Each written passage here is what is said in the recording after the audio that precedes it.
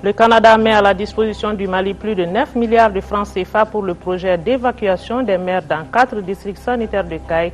Le protocole d'entente a été signé cet après-midi. Suspension de l'attribution des terrains à usage d'habitation jusqu'à nouvel ordre, une décision prise par une réunion interministérielle cet après-midi.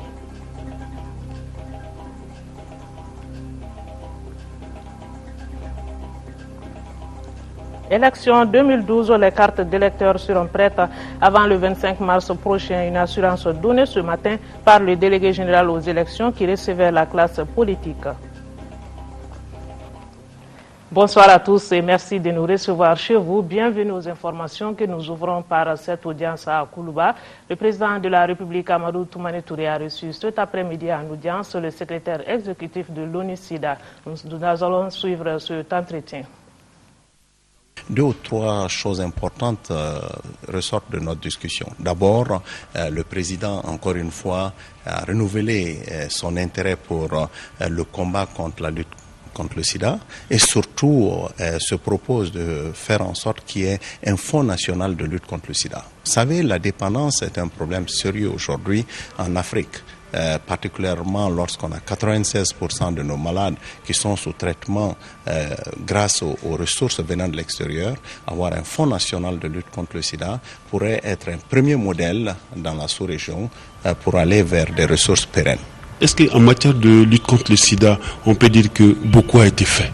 Oui, je pense qu'il y a quelques années de cela, on pensait même pas qu'on aurait pu mettre les malades sous traitement.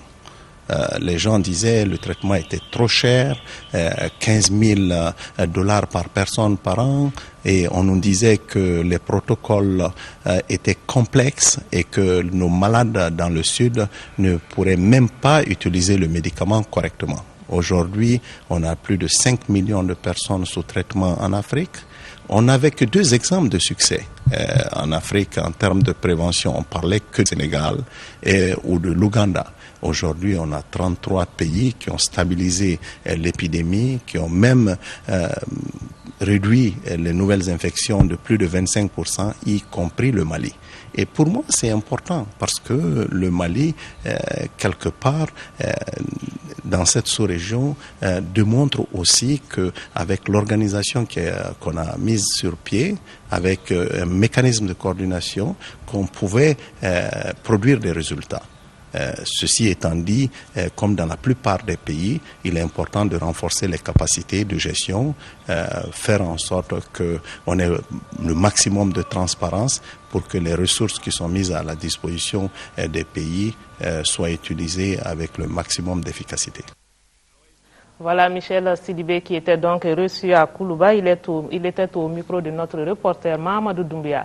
Le Mali et le Canada viennent de signer un protocole d'entente relatif au projet d'évacuation des maires dans 4 districts sanitaires de Caille. Plus de 9 milliards et demi de francs CFA, c'est le coût du projet financé par le gouvernement canadien. La cérémonie s'est déroulée cet après-midi au ministère des Affaires étrangères. Le compte rendu avec Saba Sissoko. Voilà, nous allons donc retrouver ce reportage de Saba Sissoko au cours de ce journal. Et puis nous abordons le problème foncier au cœur des débats entre les ministres. Il en découle une suspension jusqu'à nouvel ordre des attributions rurales et de leur transformation en titre foncier. Cela en attendant l'adoption ultérieure de dispositions. Daouda Sidiki Diara. Pour circonscrire la mauvaise gestion foncière à travers l'attribution abusive des concessions rurales et leur transformation en titres fonciers, les autorités ont décidé de suspendre les attributions des terrains du domaine privé immobilier de l'État jusqu'à nouvel ordre. Ces mesures concernent les concessions rurales, l'affectation ou la cession de parcelles de terrain aux collectivités territoriales et la cession des parcelles de terrain dans le cadre de la promotion immobilière. C'est pour une large diffusion de la dite circulaire que cette réunion interministérielle avec les élus municipaux a été initiée. Nous avons constaté qu'il y a eu des violations au niveau de certaines collectivités de cet arrêté interministériel. Donc, quand nous avons eu à rencontrer certains maires par rapport à cela, ils nous ont tout simplement informé qu'ils n'étaient pas au courant. Donc, c'est pourquoi la présente réunion a été initiée pour donner une large information à l'ensemble des acteurs qui interviennent dans la cession des parcelles sur toute l'étendue du territoire du Mali pour leur dire qu'il y a une lettre circulaire et que chacun doit se conformer à cette lettre circulaire et que des nouveaux textes vont être introduits au niveau du gouvernement pour définir les modalités maintenant de cession au niveau soit des collectivités, soit au niveau des gouverneurs, soit au niveau des domaines, donc qui va désormais régir les conditions d'attribution des terrains dans le district de Bamako. Une décision très bien accueillie par certains maires. Ça nous a amenés tous au même niveau de compréhension de l'esprit de la lettre circulaire. Et ça nous a permis d'ailleurs en plus d'avoir quand même une vision pratiquement partagée de la gestion foncière, surtout pendant cette période-là. Je crois que l'esprit de la circulaire interministérielle est très bien compris. Maintenant, il s'agit d'expliquer ça à tous les protagonistes. D'abord aux édiles, les maires que nous sommes, nos services d'appui, et ensuite aux chefs de quartier et au conseil de quartier pour que tout le monde comprenne que malgré les demandes et tout ça, la période n'est pas propice et qu'il va falloir prendre des dispositions complémentaires pour satisfaire les besoins. Bon, nous sommes dans une commune urbaine. Les ressources sont très très limitées, voire inexistantes. Donc l'État est en train de voir comment nous doter en ressources dans les communes périphériques et de remplir les conditions à cet effet. Ces mesures permettront aux collectivités territoriales de travailler dans le cadre de la légalité en tant que garante de la sécurité et de la stabilité de l'État. Le Mali et le Canada viennent de signer un protocole d'entente relatif au projet d'évacuation des maires dans 4 districts sanitaires de Kayes. Plus de 9,5 milliards de francs CFA, c'est le coût du projet financé par le gouvernement canadien. La cérémonie s'est déroulée cet après-midi au ministère des Affaires étrangères. Le compte rendu avec Saba Sissoko. Par la présente signature de protocole d'entente, le gouvernement du Canada met à la disposition du Mali plus de 9,5 milliards de francs CFA. Une enveloppe qui servira à financer le projet pilote d'évacuation sanitaire des mères et des enfants dans 4 districts sanitaires de la région de Kayes, Bafulabe, Nyoro, Diema et Yelimani. L'évacuation se fera des villages au centre de santé. Le projet s'étend jusqu'en 2015. Pour le gouvernement canadien, il s'agit surtout d'aider le Mali à assurer la couverture sanitaire de ses populations, mais aussi à soutenir notre pays à relever les défis de la mondialisation. L'année 2012 coïncide avec la planification du PDDSS 2012-2021 et du nouveau PRODES.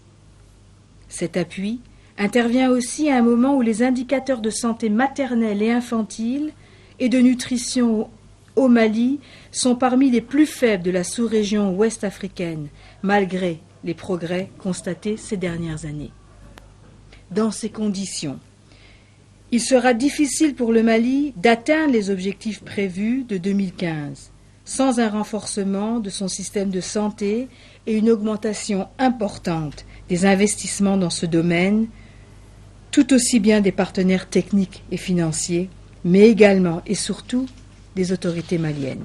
Le ministre des Affaires étrangères et de la coopération internationale, tout en mettant un point d'honneur sur la coopération canado-malienne, a salué l'initiative qui s'inscrit dans le cadre du PRODES, singulièrement dans l'amélioration de la santé des mères, des nouveau-nés et autres enfants de moins de 5 ans. Ce projet s'inscrit parfaitement en droite ligne des orientations des politiques et plans d'action initiés en vue de réduire de façon durable la pauvreté au Mali, notamment le cadre stratégique pour la croissance et la réduction de la pauvreté et le programme de développement économique et social de son Excellence, Monsieur le Président de la République. Le projet évacuation des mères dans 4 districts de Kayes s'ajoute à plusieurs autres, dont l'initiative Muskokas et le projet SNAC.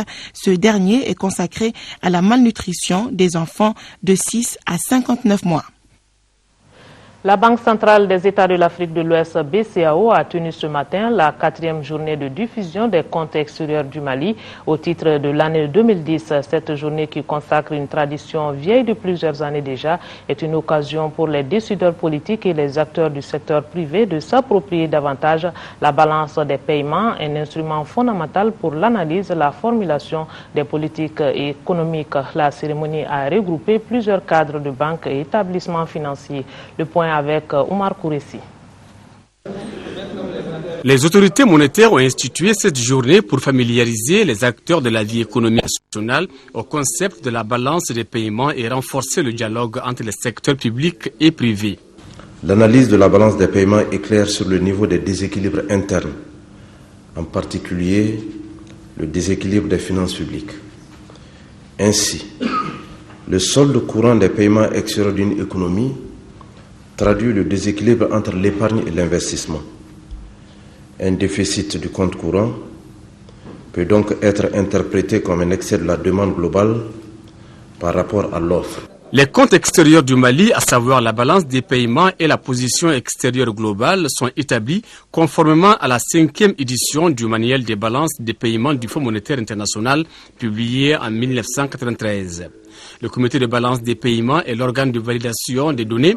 Il est présidé par le ministre de l'économie et des finances et est composé des services centraux du département ainsi que la direction nationale de la BCAO qui en assure le secrétariat. L'élaboration de la balance des paiements est confrontée à 3 grandes difficultés: la collecte des données, la sous-évaluation des transactions et l'évaluation du prix du marché.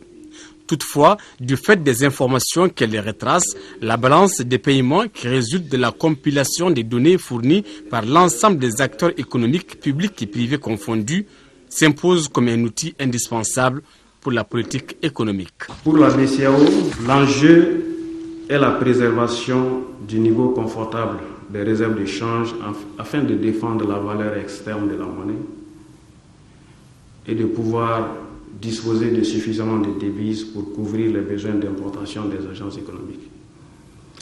Ces importations ont augmenté de façon sensible ces dernières années au Mali, passant de 825 milliards en 2005 à 1646 milliards en 2010. Cette journée dont le thème est l'analyse de la balance des services dans les pays pour l'opportunité d'engager un dialogue avec le secteur privé et formuler des politiques adéquates permettant au Mali de tirer le meilleur profit des activités de son secteur privé particulièrement dynamique.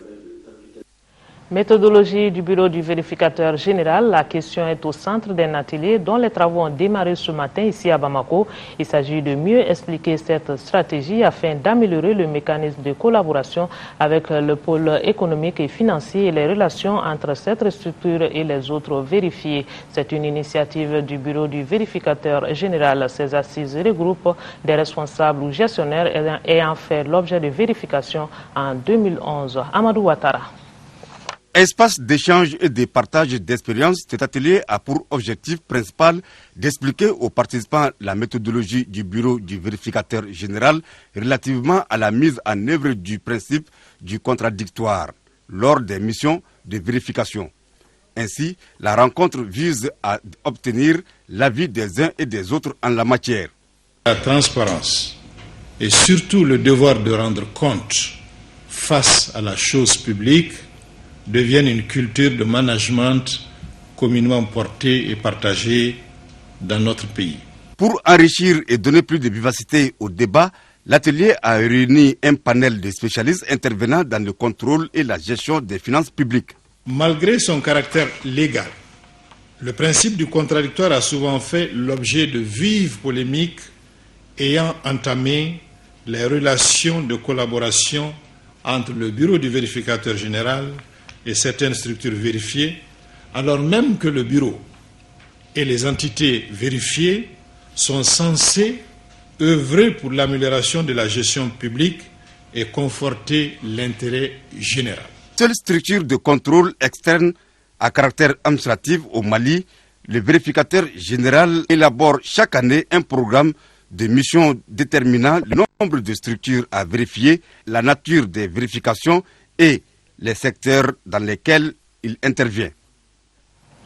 Élection 2012, les cartes d'électeurs seront prêtes avant le 25 mars prochain. L'assurance a été donnée ce matin par le délégué général aux élections qui recevait la classe politique malienne pour une journée d'information. Le général Chaka Sangaré et son équipe ont édifié les représentants des partis politiques sur l'état d'exécution des opérations de mise à jour du fichier électoral. À la date d'aujourd'hui, on retient que plus de 2 millions de corrections et de radiations sont effectuées. Ibrahima Traoré est allé voir.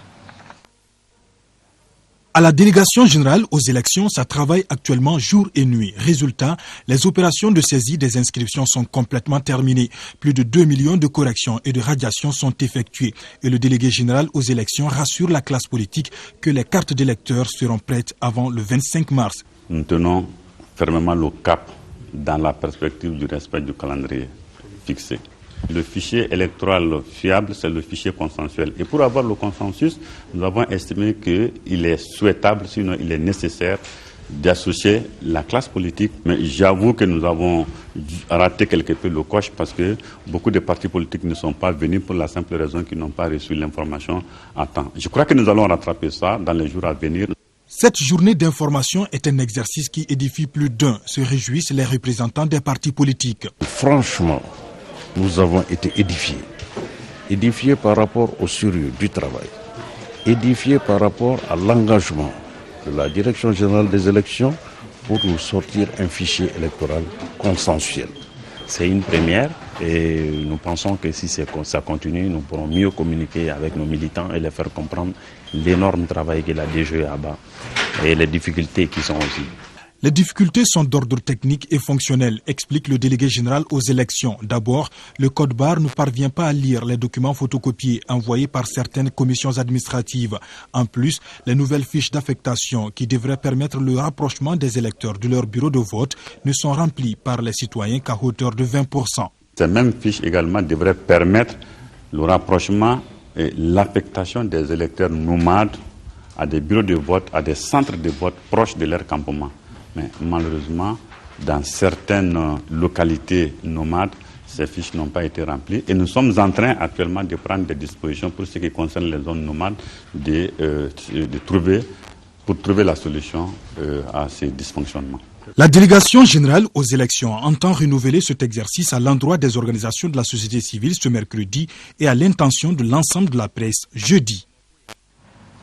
Les préparatifs des élections générales de 2012 vont bon train à Ségou également. La coordination de la CENI au niveau de la région de Ségou a organisé une séance de travail des assises qui ont regroupé les membres du bureau de la commission électorale locale et ceux des bureaux des commissions électorales communales. C'était dans la salle Tientikiba Danté où ils ont échangé sur plusieurs sujets dont les conditions de recrutement des délégués de la CENI dans les bureaux de vote. De Ségou, le reportage de Brima Kone. Cette séance de travail s'inscrit dans le cadre des missions régulières entreprises par la CENI nationale dans toutes les régions du Mali. Elle consiste à vérifier la situation de fonctionnement des membres de la CENI et de faire le point du contrôle des commissions administratives. Nous sommes conscients que la CENI de cette année doit se considérer comme une CENI exceptionnelle. Parce que les élections qu'elle a la charge de superviser et de suivre sont des élections qui ont un caractère extrêmement important et qui ont un caractère qui implique la bonne foi et la bonne volonté de tous les Maliens, notamment les structures qui ont en charge son organisation. C'est une grande responsabilité et nous estimons que nous devons partager cette responsabilité avec nos démembrements. Cette séance de travail intitulée « Troisième mission de la CENI » a aussi enregistré des échanges sur les conditions de recrutement des délégués de la CENI dans les bureaux de vote. Le Mali n'a pas le droit d'organiser, après 20 ans de démocratie, des élections critiquables. C'est pour leur donner des outils, c'est pour leur dire qu'ils ont l'obligation d'être les garants de la moralité, de la fiabilité des résultats qui vont sortir de ces élections-là. À en croire le coordinateur de la CENI pour la région de Ségou, plusieurs séances de formation sont envisagées. Il a lancé un appel à tous les acteurs pour que chacun joue pleinement son rôle. Son slogan, c'est « Œuvrons tous pour des élections crédibles et apaisées ». Direction Paris en France où le Mali est présent au Salon de l'Agriculture 2012 à travers ses produits, mais surtout les hommes et les femmes en charge de la production, de l'encadrement et de la transformation. Au troisième jour du Salon, le ministre de l'Agriculture, chef de la délégation du Mali, se réjouit de la participation du Mali à ce salon. Écoutons Agatam Ag Alassane, il est au micro de nos envoyés spéciaux Youssouf Touré, Ibrahim Koulibaly. Ce salon constitue une sorte d'école où comme on dit chez nous, il vaut mieux voir une fois que d'entendre 100 fois. Et lorsque les producteurs maliens viennent ici, tout ce qu'on a l'habitude de leur dire par rapport aux prouesses, par rapport aux résultats de la recherche, quant à l'augmentation de la production et de la productivité, ils les voient de visu. Et c'est ça qui est important. Et ce salon donc constitue une école pour nos gens et même pour nos cadres qui sont également très nombreux ici. Et donc ça constitue également une motivation pour l'ensemble de nos transformatrices qui viennent et qui vendent. Et elles nous ont dit aujourd'hui qu'elles ont suffisamment vendu. Il y a les qualités du Mali qui s'est vendu comme des petits pains. La mangue du Mali qui s'est vendue également. Et nous sommes déjà en cours. Et je pense que désormais, il faut que l'on mette l'accent sur non seulement la participation diversifiée par rapport aux différents acteurs, mais aussi la participation diversifiée par rapport aux produits. Parce que ça fait 7 fois consécutivement que le Mali est là. Est-ce que vous pouvez déjà mesurer le chemin parcouru? Est-ce que ça a eu un impact sur ce qu'on présente, sur la manière dont les producteurs, par exemple, ils présentent leurs produits, ils cultivent, ils respectent les normes? Est-ce que cet impact est visible? Oui, il y a la 7e fois que nous participons et il y a une énorme amélioration. Une énorme amélioration en termes de participation d'abord, en termes de présentation des produits, mais aussi en termes de qualité des produits. Les transformateurs maliens ont amélioré non seulement la qualité du produit, mais la qualité aussi de l'emballage. Et tout cela est important parce que l'emballage reste un élément essentiel de la promotion du produit. Retour au Mali pour parler de ces 55 hectares de la forêt classée de la Faya qui ont été emportés par les feux. La Faya est l'une des rares forêts classées dont dispose encore le Mali. C'est une forêt située à 12 km de Kassila sur la route de Ségou.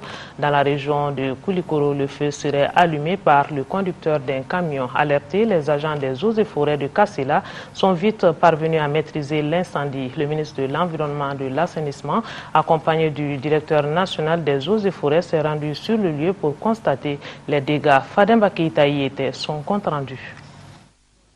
Ce sont 55 hectares sur les 5000 hectares reboisés de la forêt classée de la Faya qui ont été touchés par le feu. L'incendie qui a été maîtrisé par les agents des eaux et forêts de Kassela s'est réduit à 2 faits majeurs. L'autorité routière qui n'a pas nettoyé l'emprise de la route et ce tas de charbon allumé par les transporteurs. Une 10 tonnes qui était chargé de charbon de passage. Il y avait un sac qui était en feu. Ils ont fait descendre le sac au bord de la route. En voulant l'éteindre, il y a des braises qui ont pris le tapis herbacé qui est au bord de la route et maintenant qui a enflammé la litière de la parcelle Morel dans laquelle nous nous trouvons. L'incendie intervient au moment où le département en charge de l'environnement et ses partenaires, à travers la Direction nationale des eaux et forêts, sont à pied d'œuvre afin de doter le pays de textes consensuels pouvant améliorer la gestion de nos ressources forestières et fauniques. Je pense que ce qui s'est passé est le résultat d'une négligence, mais il y a aussi des comportements délictueux. Alors que chacun comprenne que la préservation de nos ressources naturelles, la préservation de ces forêts est un devoir pour chacun d'entre nous. Trop c'est trop, rétorque le ministre de l'Environnement et de l'Assainissement. Selon le chef du département, tout acte de ce genre sera sévèrement puni et le ministre reste catégorique. Nous allons faire les investigations pour savoir quel automobiliste est auteur de cela et les mesures appropriées seront prises. De plus en plus, on ira vers l'application de la loi en termes de répression. La forêt classée de la Faya s'étend sur 80 000 hectares.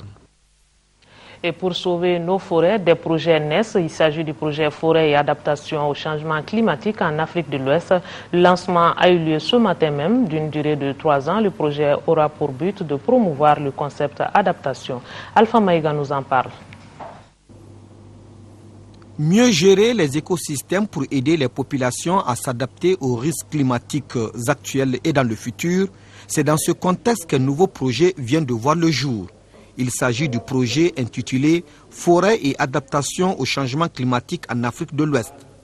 La présente rencontre marque son lancement. Pour une durée de 3 ans, le projet sera exécuté au Mali sous la coordination de CIFOR, avec une étroite collaboration et une étroite implication de l'Agence de l'environnement et du développement durable et des structures chargées des questions de forêt et de changement climatique.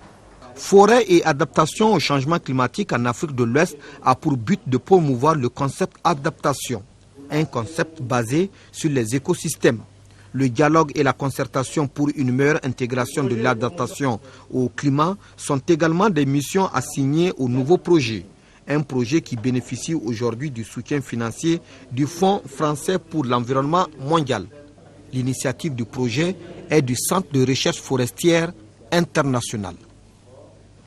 15e session du conseil d'administration de l'OPIB tenue ce matin à Baguineda. À l'ordre du jour, le rapport d'activité de l'année 2011, le projet de budget et le programme pour l'année 2012. La campagne 2011-2012 a été marquée par le revêtement du canal principal du périmètre, la maîtrise totale de l'eau des plaines de Tanima et Sienkoro, la reprise des activités de contre-saison. Envoyés spéciaux, Agali Agagissa, Makandiakité. 3 points sont inscrits à l'ordre du jour de cette 15e session du conseil d'administration de l'Office du périmètre irrigué de Baguineda aux Pays-Bas. Il s'agit du rapport des activités réalisées en 2011, du budget et des perspectives pour la campagne 2012. La reprise des cultures de contre-saison sur une partie du périmètre, la maîtrise totale de l'eau des plaines de Tanima et Sienkoro sont entre autres les activités qui ont marqué la campagne agricole qui s'achève. Une campagne qui a répondu aux attentes malgré la mauvaise répartition des pluies. D'une manière générale, les productions de céréales sèches, maïs, mil et sorgho ont été supérieures à celles de la campagne agricole écoulée de 32,31%, c'est-à-dire 17 509 tonnes en 2011 contre 13 183 en 2010. Plus de 20 460 tonnes de céréales sèches sont attendues pour la prochaine campagne qui démarre avec la mise en œuvre du nouveau contrat-plan 2012-2014. L'année 2012 sera également celle de la fin des travaux d'intensification du périmètre, ce qui explique la réduction du budget de plus de 42%. Quand on parle du budget de l'OPIB de cette année, il se montre à 2 825 965 019 francs CFA. Ce budget est un peu en diminution du budget de l'année dernière. La composante FAD est déjà expirée. Ce montant à 60% concerne les investissements. Il y a des centres polyvalents qu'on va faire et un lot de périmètre de 325 hectares. Selon les administrateurs, toutes les pour le démarrage de la prochaine campagne. Et dans le but de consolider les acquis de la précédente, l'accent est mis cette année sur la gestion efficiente de l'eau d'irrigation, le suivi phytosanitaire des cultures et l'encadrement des producteurs. Les administrateurs du projet d'appui au développement de l'élevage du zébu mort dans le cercle de Nara se concertent. C'est à la faveur de la 4e réunion de la structure mixte de contrôle local qui se tient depuis ce matin. La sécurité alimentaire et la lutte contre la pauvreté sont des questions au centre de la réunion. La cérémonie était présidée par le ministre de l'élevage et de la pêche. Le compte rendu avec Alpha Maïga. Le cercle de Nara dans la région de Koulikoro est un cercle d'élevage par excellence. Avec la présence du zébu mort, un projet de développement de l'élevage ne peut être que salutaire pour les populations de la localité. Les administrateurs du projet sont ainsi réunis pour la 4e fois. En examinant le bilan de ce qui a été fait, il ressort l'étude sur la création de 6 nouveaux périmètres pastoraux, la sensibilisation sur la lutte contre les feux de brousse, ensuite le processus d'installation de 5 cabinets vétérinaires ruraux dans les 5 communes du cercle de Nara et l'étude de la création de 12 banques d'aliments bétail. Je voudrais saluer l'esprit de ce projet. Et ceci intègre un peu notre vision, comment faire également de l'élevage une source de croissance, en tout cas l'activité économique majeure des zones à haute potentialité d'élevage dans notre pays. Et Nara, c'est le cas. Donc notre ambition, c'est vraiment de faire de l'élevage dans le cercle de Nara la principale activité économique. Ainsi, pour l'année 2012, il sera réhabilité 3 périmètres pastoraux, créer 3 autres nouveaux, installer 5 cabinets vétérinaires, puis construire 11 banques d'aliments bétail dans les 11 communes du cercle de Nara. Pour cela, 1,2 milliard de francs CFA, c'est le montant qui sera investi. Le projet d'appui au développement de l'élevage du zébi mort à Nara, malgré les difficultés de terrain, est beaucoup attendu par les populations.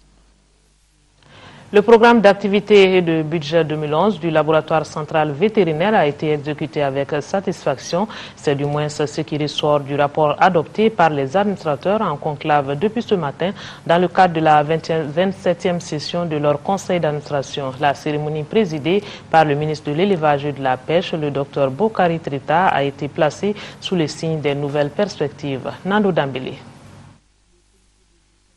Créé en 1972 et inauguré en 1977, le laboratoire central vétérinaire a été érigé en établissement public à caractère administratif en 1994.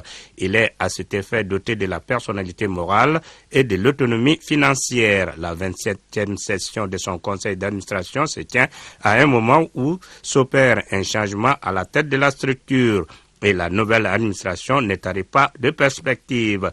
La présente session des perspectives d'espoir en termes de relance de la production de vaccins, en termes de redynamisation de cette relance et aussi en termes de renforcement des capacités managériales de la recherche scientifique. Un accent particulier sera mis et sera porté sur les bonnes pratiques de gestion administrative et financière.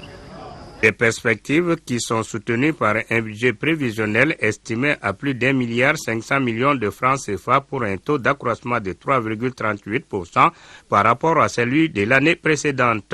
Le laboratoire central vétérinaire a produit 20 387 000 doses de vaccins en 2011 pour une prévision de 25 millions de doses. Le niveau de vente est supérieur à celui de 2010 avec 17 773 350 doses, dont 97% vendues au Mali. Les compétences de notre laboratoire sont reconnues bien au-delà de nos frontières. Son expertise pour le diagnostic de la dermatose nodulaire contagieuse bovine et la production de vaccins contre cette maladie et son expertise pour le diagnostic de la péripneumonie contagieuse bovine ont été attestés respectivement par la FAO et l'Agence internationale de l'énergie atomique. Les 10 administrateurs ont entre autres adopté le rapport d'activité 2011 et les projets de programme d'activité et de budget 2012. L'hôpital du Mali veut agrandir sa capacité d'accueil qui passera de 131 lits à 400 lits dans les années à venir. De nouveaux bâtiments seront également construits. Ce sont là quelques informations issues de la deuxième session du conseil d'administration de l'hôpital du Mali tenue hier. Le budget prévisionnel de la structure est estimé à plus de 2,3 milliards de francs CFA. Le compte rendu, c'est avec Mohamed Diarra. Pour l'année 2012, les ambitions des responsables de l'hôpital du Mali sont très grandes pour satisfaire les patients. De 560 millions de francs CFA en 2011, le budget de l'hôpital du Mali s'élève à plus de 2,3 milliards de francs CFA, soit une progression de 411%. L'écart est grand parce que l'ambition qu'on a de cet hôpital, c'est de faire un hôpital de troisième préférence, un hôpital performant qui va sûrement permettre de diminuer même les évacuations. Et si on veut diminuer les évacuations sanitaires, ça demande des équipements performants et qui coûtent cher. Entre autres, l'angiographique numérique, entre autres la mammographie, l'imagerie par résonance magnétique qui nous sera donnée par la partie chinoise, mais pour lequel il faut construire un local. L'hôpital du Mali a une capacité d'accueil de 131 lits. Insuffisant selon les responsables de la structure. C'est pourquoi une bonne partie du nouveau budget sera investie dans la construction d'une nouvelle structure. Pour faire face à la mission qui nous est assignée. La capacité d'accueil, d'abord pour les urgences, pour la réanimation, mais aussi pour l'hospitalisation des malades et ensuite mettre en place un service de procréation médicalement assistée. Le taux de fréquentation de l'hôpital est de 80%, un chiffre qui prouve à suffisance l'impérieuse nécessité de la construction de cet édifice sur la rive droite de Bamako. Il y a beaucoup de malades déjà qui sont venus progressivement. Et à la fin de l'année, on a constaté que nous avions un taux de réalisation des consultations externes de 85% par rapport à notre objectif qu'on s'était fixé. Et aussi une dernière enquête qu'on venait d'effectuer auprès des usagers, il y a plus de 80% des personnes interrogées qui sont satisfaites des prestations au niveau de l'hôpital. L'hôpital du Mali est l'un des fleurons de la coopération sino-malienne. L'hôpital Fousseini Ndaw de Kaye a besoin de médecins traumatologues et d'anesthésistes ainsi que d'urgentistes. Ces besoins ont été exprimés par les administrateurs réunis le week-end dernier pour leur 10e session. La session a examiné et adopté le projet de budget 2012 qui se chiffre à plus de 976 millions de francs CFA. Elle a également approuvé les rapports d'activité financiers 2011. La structure a reçu l'année dernière plus de 33 000 malades. Les explications de Chaka Konaté depuis Kaye. Du 1er janvier au 30 septembre 2011, l'hôpital Fousseini Ndaw de Kaye, qui a une capacité d'accueil de 133 lits, a réalisé plus de 33 860 consultations, dont 3 600 hospitalisations. C'est ce qui ressort du rapport d'activité 2011 présenté par son directeur général à la 10e session du conseil d'administration. Pour l'exercice 2012, la direction entend faire plus en renforçant les capacités de l'établissement, mais elle a besoin de certains spécialistes et d'équipements. Pour qui connaît la position géographique de Kaye sur le corridor Dakar-Bamako, qui est un axe accidentogène, il y a un besoin de spécialistes qui s'impose, surtout un traumatologue, un urgentiste, un médecin anesthésiste et réanimateur. Bien sûr, à côté de ça aussi, il y a des besoins en équipement. Les administrateurs ont salué l'arrivée d'un cardiologue et d'un radiologue. Ils ont d'autre part adopté le projet de budget 2012 qui s'élève à plus de 976 millions de francs CFA. Le budget a connu une légère hausse, si peu soit-il, et il a été équilibré en dépenses et en recettes à la somme de 976 199 000 francs CFA, répartis entre l'État, les ressources propres, les collectivités et les partenaires, respectivement de l'ordre de 60%, 31%, 5% et 4%. Les administrateurs ont recommandé à la direction générale la finalisation de l'accord d'établissement et de l'organigramme 2012 de l'hôpital. Atelier d'information et de sensibilisation des personnes handicapées, les travaux qui ont démarré ce matin ici à Bamako portent sur la connaissance des institutions de la République. Parmi les sujets évoqués, les institutions, définition et typologie, les élections, la démocratie et les formes de régime politique, la patrie. L'atelier est organisé par le ministère des Relations avec les institutions en partenariat avec celui du développement social, de la solidarité et des personnes âgées. Le point avec Fademba Keita. Cet atelier de formation est la réponse à une sollicitation de l'association Emploi Intégration pour le développement EIHD auprès du ministère des Relations avec les institutions. Il s'inscrit dans le cadre du renforcement des capacités des personnes handicapées en vue de favoriser leur insertion sur le marché. Le thème retenu est la citoyenneté des institutions de la République. Cet atelier va sans doute renforcer nos capacités pour nous permettre de vivre à court terme les événements importants que notre pays se prépare à vivre dans les prochains jours. Je veux parler des élections futures. Cela sera l'occasion aussi pour les personnes handicapées d'être en conformité avec les recommandations des Nations Unies qui ont proclamé l'année 2011 comme l'année de la participation effective des personnes handicapées à la vie politique et publique. Au cours des travaux, le ministre des Relations avec les institutions fera un exposé sur les institutions, la définition, la typologie, le rôle et la place, l'impact, mais aussi sur les élections et la Constitution du 25 février 1992. C'est un départ. Aujourd'hui, ils seront formés comme tous les autres sur les concepts fondateurs et fédérateurs de notre système démocratique. Et cette formation va se poursuivre à l'intérieur du pays pour ceux qui n'ont pas la chance d'être avec nous ici, pour qu'ils puissent également connaître les institutions de la République, quelle est leur typologie, leur impact, les relations qu'on peut créer entre les différentes institutions, qu'elle soit au niveau constitutionnel, qu'elle soit au niveau des collectivités territoriales, qu'elle soit au niveau des familles, des quartiers, pour faire avancer la démocratie dans notre pays. La formation de 2 jours regroupe les participants venus de l'intérieur et du district de Bamako. Situation au nord Mali, les réactions ce soir du rassemblement des jeunes fidèles à Amadou Toumani Touré, président de la République, des Maliens résidant au Mozambique, du Conseil des Maliens de l'extérieur au Canada. Tous condamnent les récents événements survenus dans le nord Mali, réitèrent leur soutien aux autorités maliennes. L'Union nationale des enseignants retraités de l'éducation et de la culture UNEREC tient depuis ce matin la 8e session de sa conférence nationale. Cette session de 3 jours va permettre aux participants de faire le toilettage des textes statutaires de l'Union et de renouveler le bureau du conseil d'administration. Nandou Dambélé. L'expérience au service de la jeunesse pour la survie de l'école malienne. C'est le thème central de cette 8e conférence nationale de l'Union nationale des enseignants retraités de l'éducation et de la culture, UNEREC. Une session qui est celle de toutes les vérités pour l'Union. L'Union nationale des enseignants retraités de l'éducation et de la culture, partenaire incontournable de l'école, socle de développement de notre pays, constate avec amertume que notre école n'arrive toujours pas à trouver le chemin souhaité par tous, malgré les efforts qui lui sont consacrés par le gouvernement.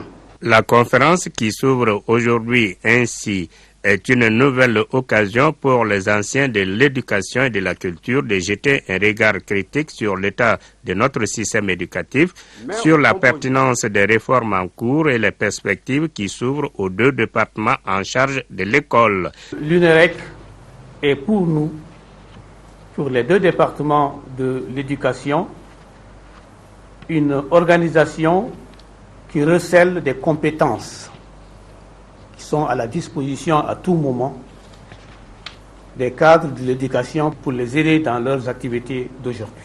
La relecture des textes statutaires de l'Union, l'adoption des rapports d'activité et financiers et l'élection d'un nouveau bureau du conseil d'administration sont les tâches assignées à la session. Le personnel de la représentation du programme alimentaire mondial PAM a reçu hier le célèbre couple musicien Amadou et Mariam en qualité d'ambassadeur du PAM contre la faim au compte de l'Union européenne. C'était au cours d'une cérémonie qui a réuni l'ensemble du personnel de cette organisation. L'objectif de cette rencontre était de présenter ces 2 ambassadeurs à l'opinion internationale pour leur engagement dans le cadre de la lutte contre la faim dans le monde. Pour plus de précisions, suivant ce reportage de Moribo Soare. Partenaires du programme alimentaire mondial depuis 2006, Amadou et Mariam sont devenus ambassadeurs contre la faim en novembre 2010 au compte du PAM. Et depuis, le couple d'artistes s'est engagé aux côtés de cette organisation pour sensibiliser l'opinion publique européenne au fléau de la faim. Cette rencontre avec le personnel du PAM au Mali est une reconnaissance en faveur de la lutte que mènent ces 2 ambassadeurs. Amadou et Myriam se sont invités en servant de leur musique pour attirer l'attention sur les efforts du PAM et des autres institutions, comme celle de l'Union européenne, pour aider ceux qui sont les plus besoins. D'ailleurs, permettez-moi de rappeler que la Commission européenne et le PAM viennent de renforcer leurs efforts conjoints dans le Sahel pour lutter contre la faim auprès des personnes les plus vulnérables, notamment les femmes et les enfants, grâce à 30 millions d'euros d'assistance humanitaire.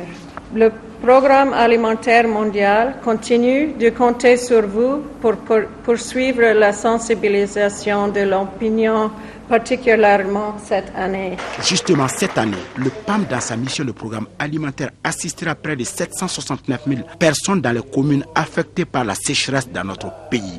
Un combat qu'entendent poursuivre les 2 ambassadeurs. Nous avons pris le combat et nous voulons sensibiliser les uns et les autres. On a fait des chansons déjà pour sensibiliser, pour dire que nous sommes prêts pour lutter.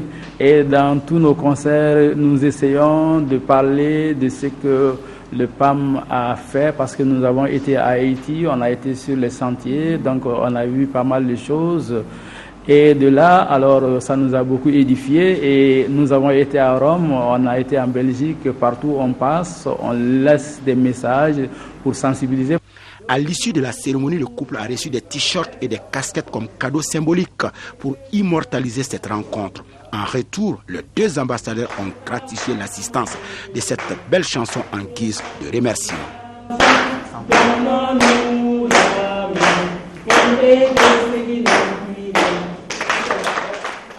Belle ambiance. En première région, les rideaux sont tombés dimanche à Sadiola sur le festival Bambouk organisé par l'association Paris-Djoula. Ce festival a pour objectif la revalorisation de la culture malinké et la protection des sites touristiques de la commune de Sadiola. La rencontre de 3 jours a permis un brassage des jeunes du Niagala et du Tambaoura. Elle a enregistré la présence du ministre de la Culture Amanyang, du gouverneur de la région, des partenaires du festival et une délégation de l'association Paris-Djoula venue de la France. C'est ce que nous signale notre correspondant Jafar Aïdara. Pendant 3 jours, le festival Paris-Djoula Bambouk a fait revivre à Sadiola ses années d'opulence à travers les danses traditionnelles et les chansons retentissantes des Malinké, Bambara et Peul, toutes choses qui constituent la richesse inépuisable du Niagala. Selon le maire de Sadiola, Mamadou Makalou, et le secrétaire général de Paris-Djoula, Moro Makalou, ce festival est un moyen de cohésion sociale entre les différentes couches du Niagala. Cette deuxième édition du festival Paris-Djoula a été un moment privilégié de dialogue et de rencontre des cultures Malinké, Bambara et Peul face aux menaces de disparition de certaines valeurs culturelles positives. Elle a été l'occasion d'interpeller les décideurs à plus d'accompagnement pour la promotion et la protection des sites, des valeurs et du patrimoine culturel et touristique de la commune de Sadiola.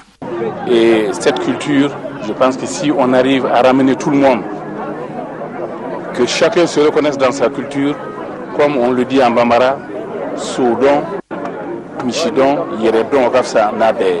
Ce festival, pour la première fois, a regroupé les 46 villages qui constituent la commune de Sadiola et les troupes de Kenyeba, de Djalafara, dans le Tambaoura, favorisant ainsi une nouvelle dynamique entre les jeunes de différentes localités.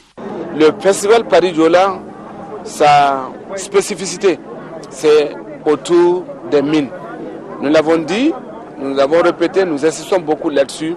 Si nos partenaires, que sont les propriétaires des mines, commencent à s'intéresser à la culture malienne, ça va nettement améliorer le rythme de travail. Donc vivement, ce festival qu'il faut encourager. Il faut rappeler qu'au cours de ce festival, des débats ont été tenus sur la problématique de l'immigration et la place de la culture dans le développement. En outre, les festivaliers ont apprécié le contenu riche et varié de la foire-exposition, vente organisée par l'association Paris-Djoula en collaboration avec la coordination des artisans de Caille. Et c'est ce qui met fin à cette édition. Merci de l'avoir suivi. Bonne suite de programme sur l'ORTM. À demain.